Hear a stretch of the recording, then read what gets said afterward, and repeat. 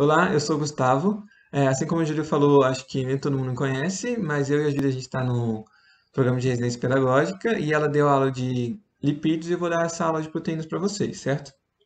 Então vamos falar sobre proteínas. Como a gente pode ver aqui nessa imagem, a gente trouxe que as proteínas elas são bastante faladas em questão da nossa dieta, né, na nossa alimentação, que é importante você sempre estar ingerindo proteínas. Mas a gente sabe que a proteína em si, a gente vai ver agora. Então, proteínas são macromoléculas orgânicas. Macromoléculas por quê? Porque elas são muito grandes, certo? Elas são formadas pela união de várias outras moléculas menores, que são os aminoácidos. Como a gente pode ver na figura, uma proteína é formada por vários aminoácidos, certo? São polímeros por quê? Porque polímeros são macromoléculas que são formadas por outras moléculas menores. Por isso que a gente pode falar que a proteína é uma macromolécula orgânica e também um polímero, em que os monômeros são os aminoácidos, certo? As proteínas elas estão entre as moléculas orgânicas mais abundantes entre os sistemas vivos. Por quê? Porque elas desempenham inúmeras funções, como a gente vai ver daqui a pouco. Certo? Elas também existem em todos os tamanhos, formas e tipos diferentes, e cada uma delas tem um trabalho único e específico. Ok? Então, para falar mais sobre as proteínas, a gente vai falar sobre os aminoácidos. O que são os aminoácidos?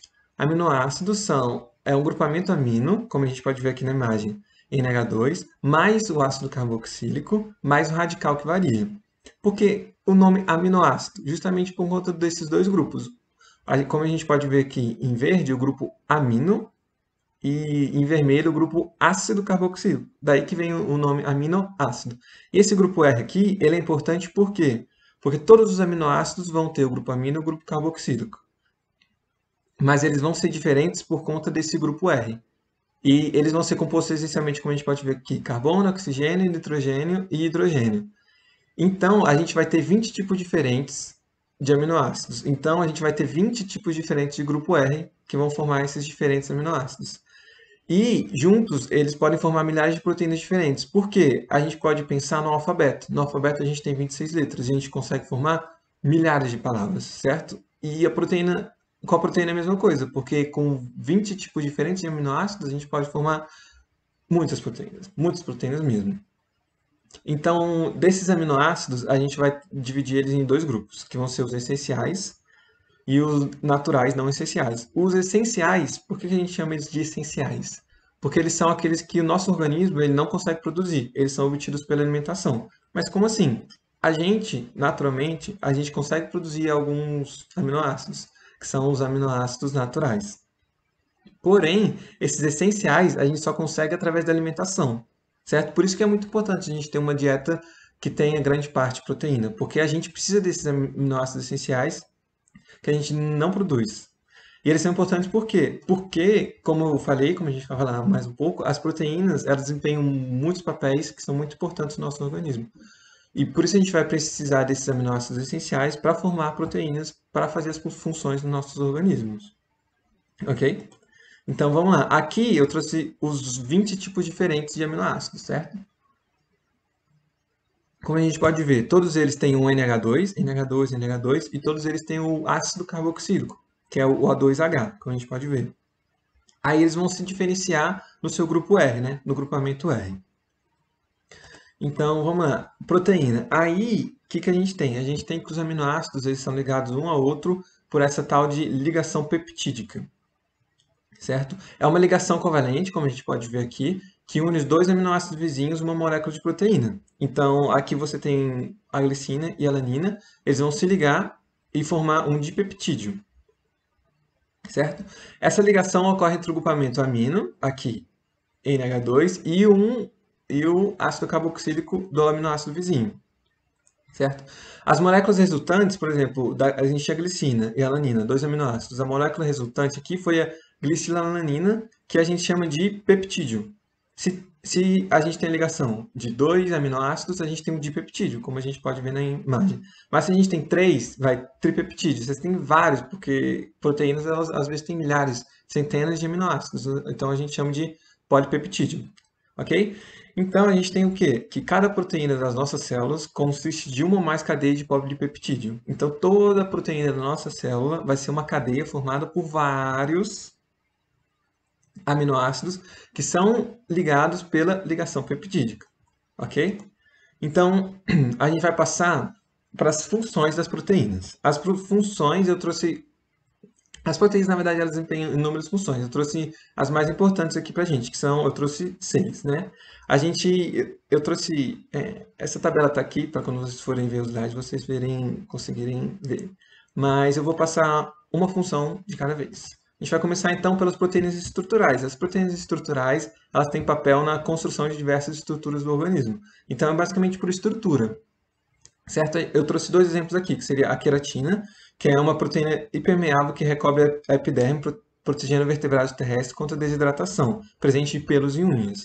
Então, é, é isso. Você vai ter a queratina, que a função dela é basicamente estrutural, é proteger contra, por exemplo, é estar na epiderme para proteger contra desidratação. A gente vai ter também o colágeno, que é uma das proteínas mais abundantes do nosso corpo. Ela propicia uma resistência que contribui para a manutenção da estrutura de vários órgãos.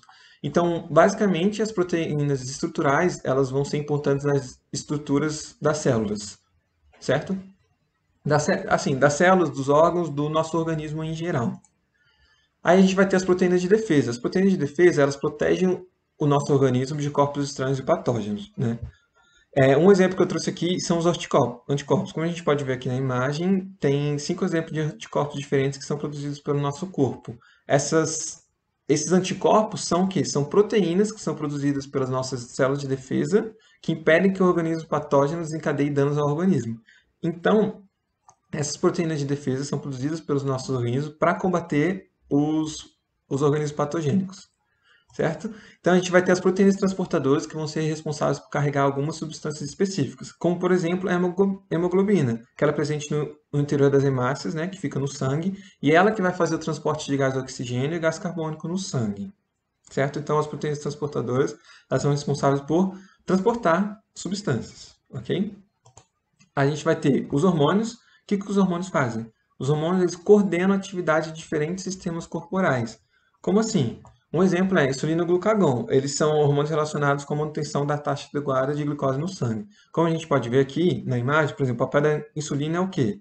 A insulina é um hormônio que ele faz com que a célula absorva glicose. Então, ela vai coordenar a glicose para que possa entrar dentro da célula. Já o glucagon, ele coordena que a célula impeça que o glucagon entre, ok? Então, isso que os hormônios vão fazer.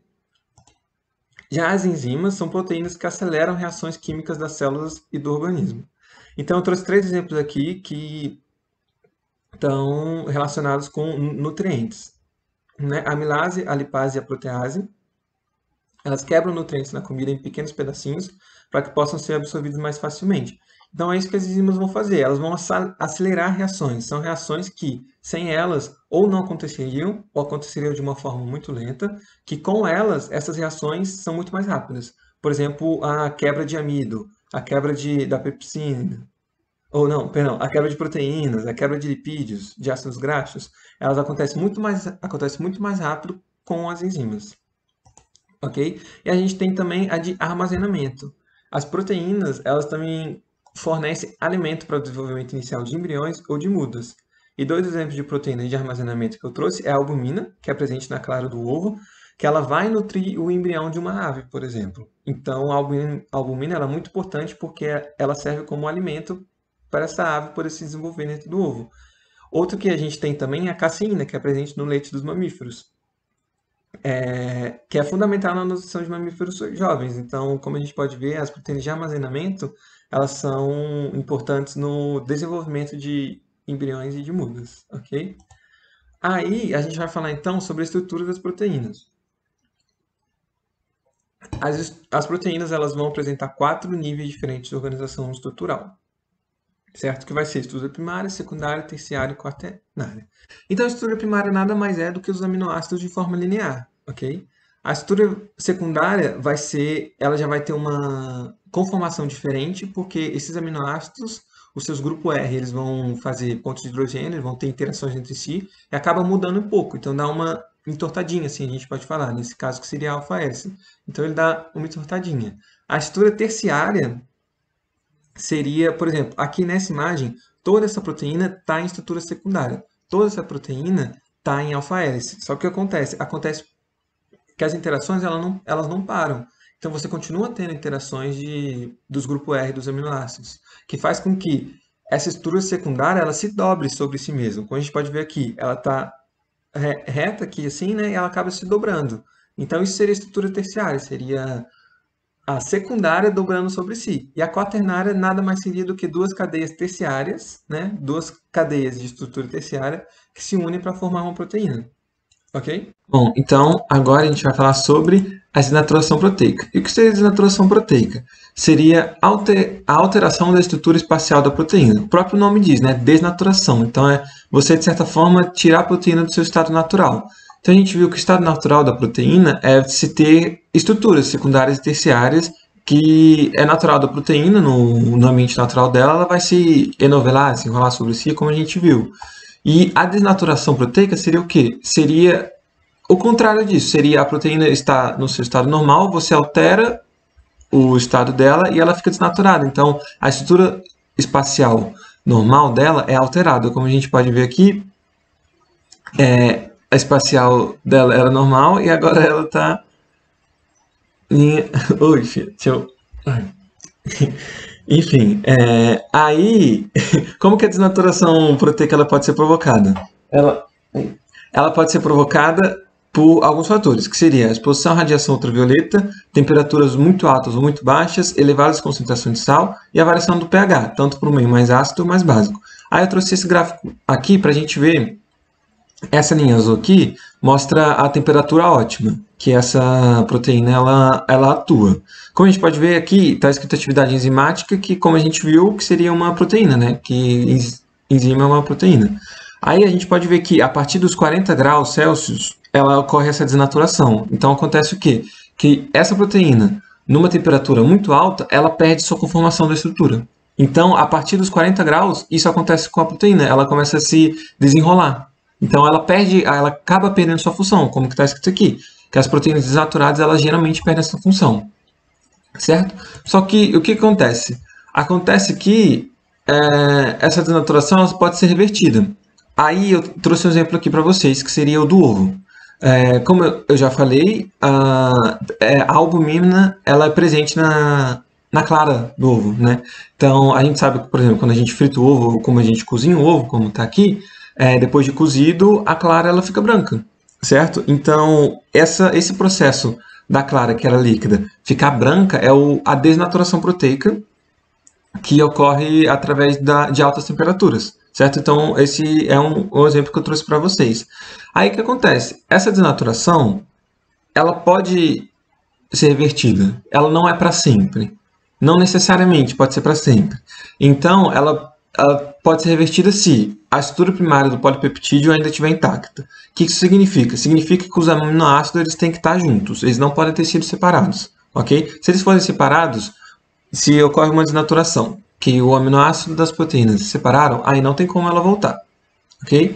Então, se os aminoácidos estiverem intactos e ela for devolvida ao seu ambiente normal, ela pode ser capaz de redobrar-se em sua forma funcional. Ou seja, a gente tem uma proteína, a gente colocou uma temperatura mais alta, ela se desnaturou. A gente coloca a temperatura normal dela, ela pode voltar. Só que eu trouxe o exemplo do ovo também para mostrar para vocês que não necessariamente isso pode acontecer. Porque como a gente viu o ovo, se a gente esquenta o ovo, a clara ela fica branca e enrijecida. Só que se a gente pega esse ovo e coloca numa temperatura normal, a clara não volta a ficar como era antes, certo?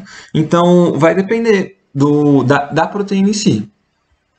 Ok?